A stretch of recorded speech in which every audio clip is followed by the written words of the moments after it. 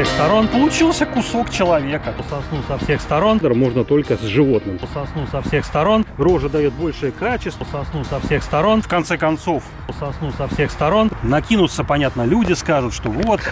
Привет, друзья, бегу. Я хочу съездить на Пискаревку и поснимать. Сегодня у нас заморозки. Бегу. Друзья, сегодня мы попробуем с вами поснимать в парке в осеннем с контровым светом, с видоискателем против солнца. И будем снимать не только деревья, но будем снимать еще и листья.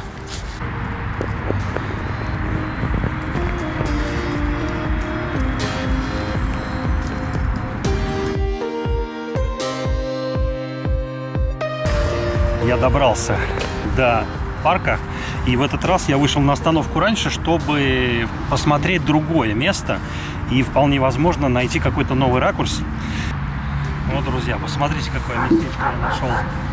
Здесь можно поснимать и в контровом свете, и вот эти листья, точнее листья, лежащие на соснах, сосну со всех сторон. Сзади меня, видите, снегопад, листопад с фавион.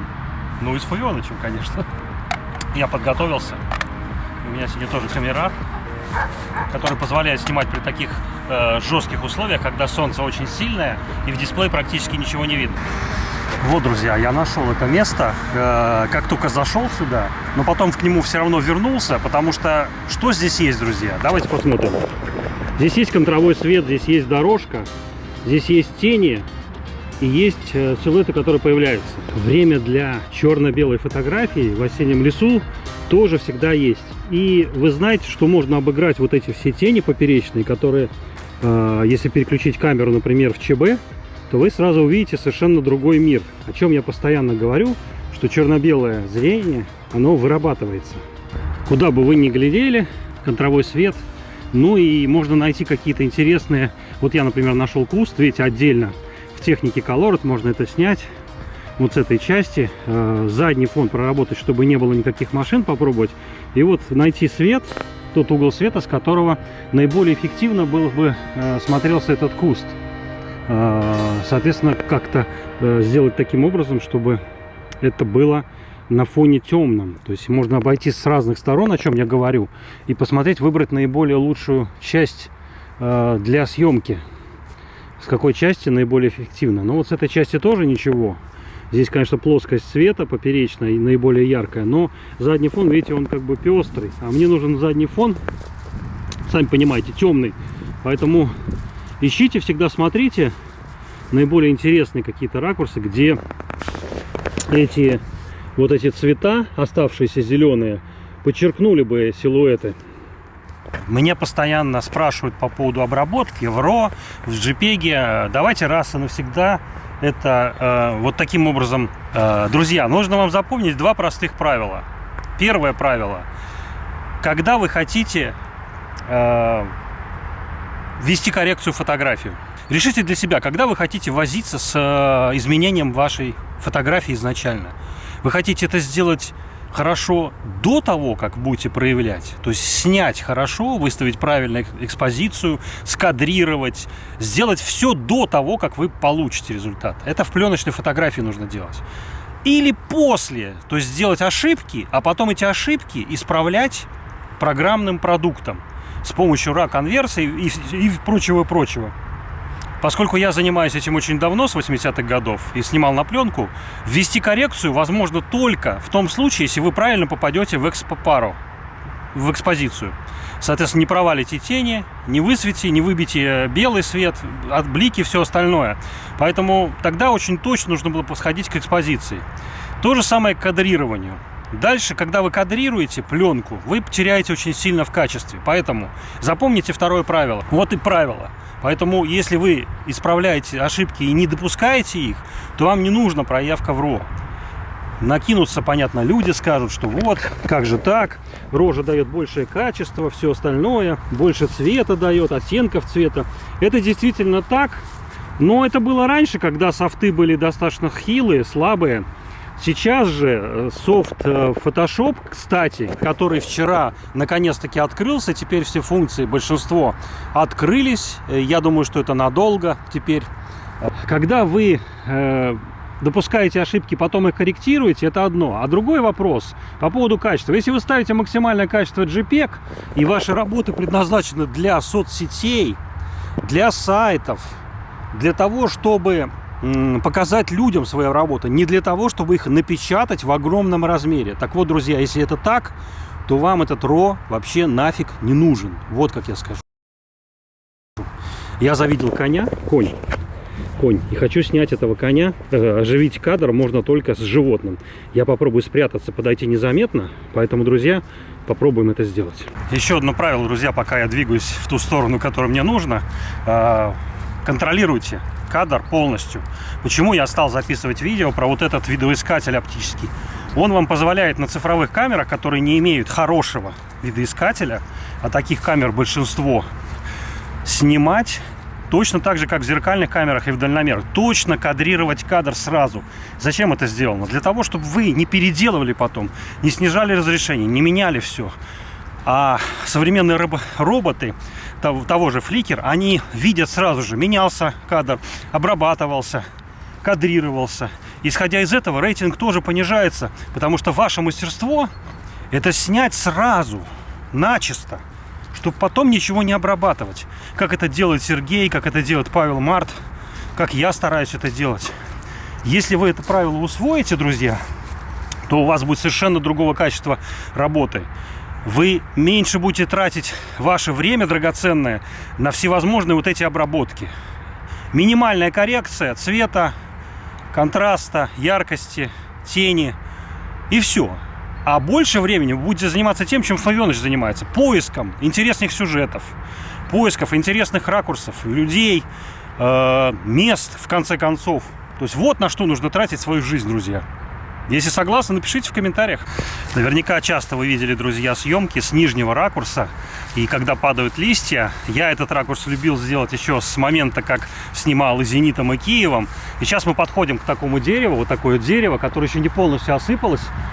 И мы можем здесь зайти и некоторую тень найти, и попробовать поискать ракурсы с разных сторон, чтобы попробовать уловить вот это дерево чистое, этот цвет контровой, который мы сегодня с вами рассказывали.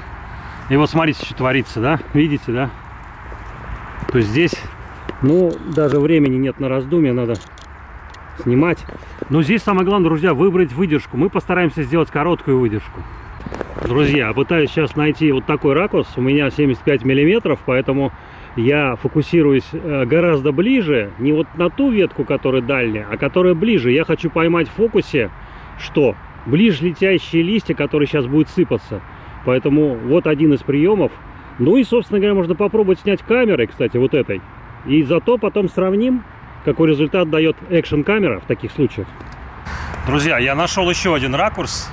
Здесь с нижней точки на самом деле можно сделать очень много интересных вещей. Видите? Здесь тоже листья. Они, правда, в тени, но мы не знаем результат. Мы как только проявим, тогда уже узнаем, что. И все это мы контролируем через видоискатель и через свою голову. Решил, что у меня эта сука висит, значит и камера держится на ней, друзья. Нет, камера, видите, камера оказалась на земле. Какой-то зверь. Но в моем случае никаких проблем не будет, даже несмотря на то, что, видите, земля попала сюда. У меня клетка защитная, которая защищает от ударов.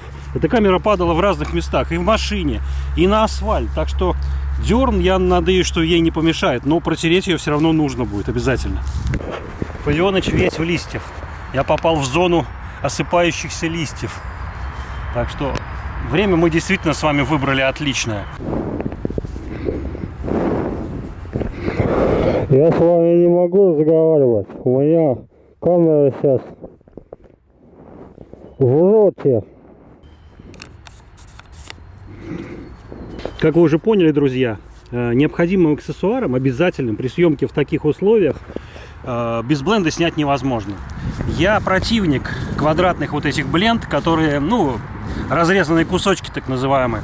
Только круглые бленды, поэтому и в советской оптике, и в хорошей японской оптике, в других производителях, ну, бленды всегда круглые.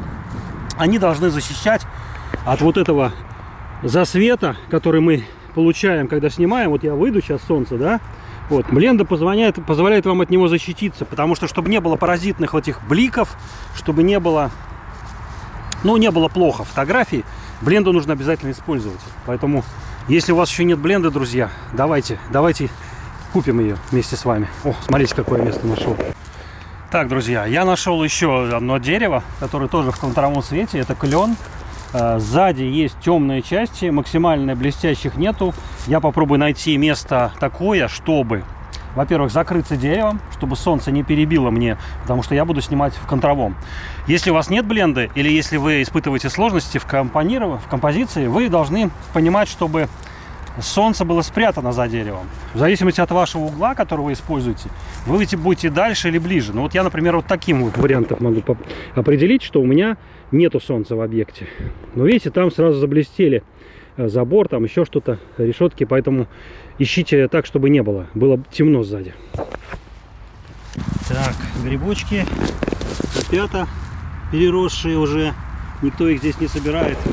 Ну, в общем, еще одна ошибка, которую я вновь допустил, поскольку я сейчас снимал в ручном режиме, фокусировался по листьям, подготавливался. Ну, а тут, как обычно, как вы знаете, в самый нужный момент, когда уже ты готов, погружен в это состояние, о чем я рассказываю, появляется силуэт. Силуэт очень приятный, хорошая девушка.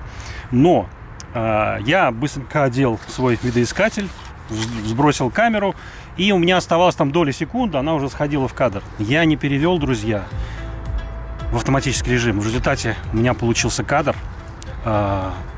можно сказать, что арт. Вторая ошибка. Я сейчас перевел в автоматический режим фокусировки, все выбрал, но решил проверить снимок до этого. Ни в коем случае этого делать нельзя. Я уже чувствовал, что объект заходит в кадр. Я сделал нажатие кнопки, и на момент, пока кадр записывался, второй у меня был недоступен уже. Или если бы я сделал, то я бы не смог контролировать визуально. В результате что получилось? Получился кусок человека. Получился кусок человека, как говорится. Это не то, что я хотел. Что в таком случае, друзья, остается? Один вариант. Это идти искать другой кадр. Кстати, один из них я уже нашел. Интересное, очень сухое дерево. Мы его подснимем чуть попозже. Или второй вариант — это ждать. И я уже не раз вам говорил, друзья, что в фотографии важна выдержка. Это в певце диафрагма, а в фотографии самое главное — выдержка. Ну, в общем, я обошел сосну со всех сторон. У меня скоро закончится батарейка. Вторую я специально, принципиально сегодня не брал.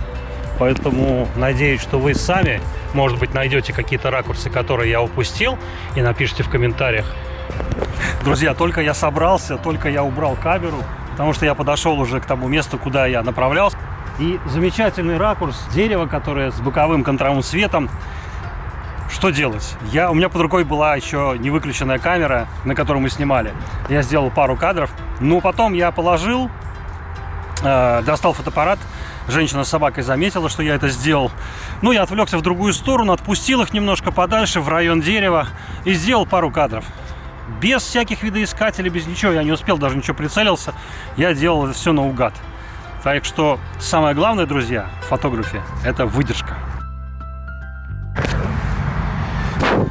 Друзья, у меня тут позирует уже ворона, вон, видите, со всех сторон.